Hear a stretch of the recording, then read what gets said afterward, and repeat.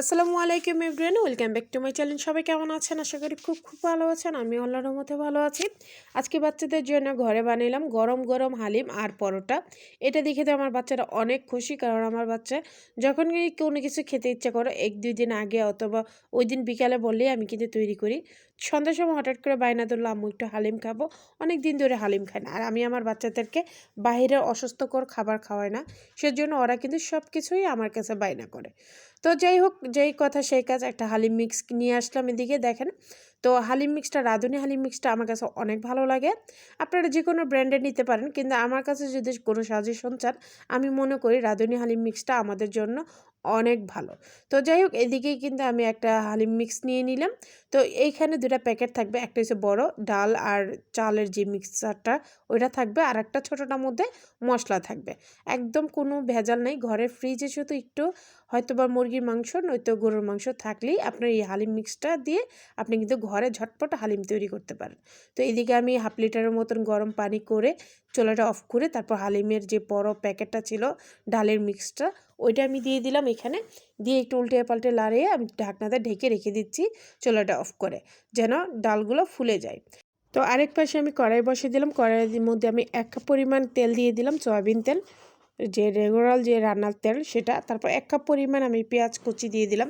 দিয়ে একটু উল্টে পাল্টে এখানে এলাচ আর দারচিনি দিয়ে দিলাম। দেওয়ার পর একটু ভেজে যখন পেঁয়াজটা একটু নরম হয়ে আসবে, তখনই আমি ওর মধ্যে দিব 1 চা চামচ আদা বাটা আর 1 চা চামচ রসুন বাটা, দুইটাই একসাথে মিক্স করে দিয়ে দিব। তারপর দেওয়ার পরে যখন একটু ভাজার যে কাঁচা গন্ধটা আছে ওটা চলে যাওয়ার পর অল্প একটু পরিমাণ 1/2 কাপ পরিমাণ আমি পানি দিয়ে দিব। তো একে একে আমি সব মশলা দিয়ে দেবো। এখানে লবণ দিয়ে দিলাম 1 চা চামচ, হলুদ দিলাম 1 চা চামচ, মরিচ দিলাম 1.5 চা চামচ, ধনের গুঁড়া দিলাম 1 চা চামচ। দিয়ে আমি উল্টিয়ে পাল্টিয়ে এখন নাড়িয়ে দিব মশলার থেকে তেল ওঠা পর্যন্ত। তার বাস, আমার আর কিছু বেশি দেওয়া লাগবে না, কারণ যেহেতু আমার হালিম মিক্সে অনেকগুলো মশলা আছে, সেহেতু আমার বেশি লাগবে না। তো আজকে রান্নাটা করছি আমি গরুর গোশত দিয়ে। তো আপনারা চাইলে কিন্তু একই প্রসেসে কিন্তু মুরগির গোশত দিয়েও করতে পারেন।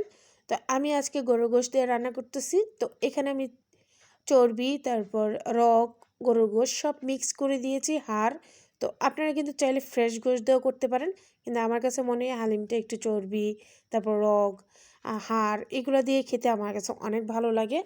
তো যাই হোক, এদিকে দিয়ে মশলাটা কষানো হচ্ছে। তো আমি একটু ঢেকে রাখতেছিলাম। তো 10 মিনিট পর ঢাকার পর আমি এখানে একটু তুলে দেখব। তো তোলার পর দেখলাম অনেকটা পানিও উঠে গেছে আর গোশতটা অনেকটা সিদ্ধ হয়ে গেছে। যে ছোট একটা প্যাকেট ছিল সেই প্যাকেট থেকে আমি মশলাটা দিয়ে দেব। এখানে 3 ভাগের 2 ভাগ দিয়ে দেব আর 1 ভাগ একটু রেখে দেব। পরে এটা আমি কাজ করব। ইনশাআল্লাহ আপনারা ভিডিও পুরোটা দেখলেই কিন্তু বুঝতে পারবেন। তো উল্টে পাল্টে নাড়িয়ে দিচ্ছি গোশতটা সিদ্ধ হওয়ার পর্যন্ত। তো এরকম সুন্দর সুন্দর ভিডিও পেতে আমার চ্যানেলটা প্লিজ লাইক, শেয়ার, কমেন্ট এবং সাবস্ক্রাইব করতে একদম ভুলবেন না। পাশে থাকা বেল বাটনটা অল দিয়ে দিবেন, যেন আপনাদের কাছে ভিডিও ছাড়ার সাথে সাথে চলে আসে। আর যারা ফেসবুক পেজ থেকে দেখতেছেন, অবশ্যই আমার চ্যানেলটা একটু ফলো, একটু শেয়ার দিয়ে দিবেন। এখন না দেখতে পারলেও যেন পরে আপনার ফ্রেশ হলে ফ্রি হলে যেন দেখতে পারেন। তো যাই হোক, কথা বলতে বলতে আমার গোশতটা যখন একদম সিদ্ধ হয়ে গেছিলো, তখন কিন্তু আমি সেই ডালের মিক্সরটা দিয়ে এখানে একটু উল্টিয়ে পাল্টিয়ে দিচ্ছি। তারপর আপনার ঢাকনাটা ঢেকে 2 মিনিট পর আবার উল্টিয়ে পাল্টিয়ে দিচ্ছি। আপনারা কিন্তু এখানে মিডিয়াম আঁচ রাখবেন, বেশি আঁচ দিলে কিন্তু ডালটা পুড়ে যাবে। তো যাই হোক, মশলাটা ডালের সাথে কষানোর পর কিন্তু আমি একদম ফুটন্ত গরম পানি দিয়ে দিয়েছি। দিয়ে আমি একটু ঢাকনা দিয়ে আবার ঢেকে দিচ্ছি। যখন দেখলাম যে পানিটা অনেকটা শুকিয়ে গেছে, তখন বাকি যে মশলাটা রেখেছিলাম, তো সেই মশলাটা দিয়ে দিলাম। দিয়ে ভালো করে নাড়া দিয়ে আবার রেখে দেবো 2 মিনিটের জন্য।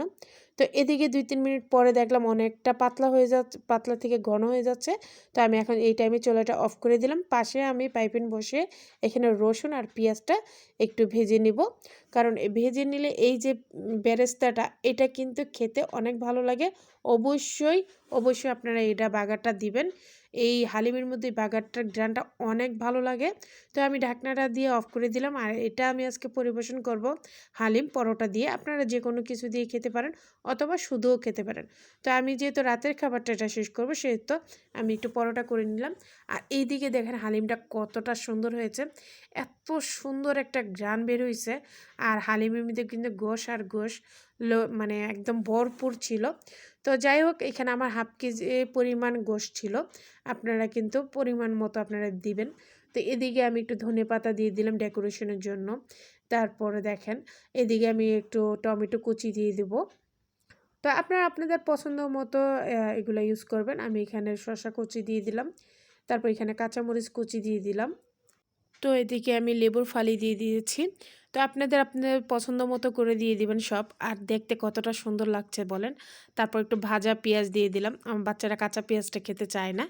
তো এই যে দেখেন ফাইনালি কতটা সুন্দর। ঘরে একবার হলেও ট্রাই করবেন, ট্রাই করলে কিন্তু অবশ্যই জানাবেন। বাইরের এই অস্বাস্থ্যকর খাবার না খাওয়ায় বাচ্চাদের এই ফ্রেশ খাবারগুলো খাওয়ান, ইনশাল্লাহ বাচ্চারাও ভালো লাগবে, বাচ্চারাও ভালো থাকবে, আমরাও মারা শান্তি থাকবে। তারপর হাজব্যান্ড যেহেতু বাসায় ছিল আজকে, তো সে তো আমার হাজব্যান্ডকে ডেকে তারপর ওকে দিয়েছিলাম। আর ও তো আমার হাতের খাবার অনেক পছন্দ করে, অনেক পছন্দ করে মাশাল্লাহ। আর খাবারটা কিন্তু দেখেই খেতে ইচ্ছে করতেছে, তাই না বলেন? তো এদিকে বাচ্চাদেরকে ডেকে বললাম যে আম্মু খেতে বসো। তো ওরা এসেই খাওয়া শুরু করেছে।